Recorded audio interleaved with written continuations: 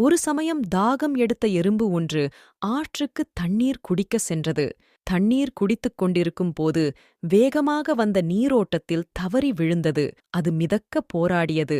நீரில் மூழ்கி விடுவமோ என்று அஞ்சியது. ஆற்றின் அருகில் நின்ற மரத்தில் அமர்ந்திருந்த புறா எறும்பின் துயரத்தைக் கண்டு மனம் வருந்தியது.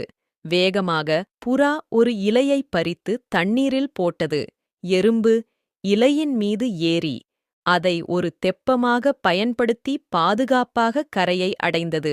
எறும்பு புறாவின் கருணைக்கு நன்றி தெரிவித்தது. சில நாட்களுக்குப் பிறகு ஒரு வேட்டைக்காரன் புறாவை நோக்கி அம்பு எய்வதை எறும்பு கண்டது.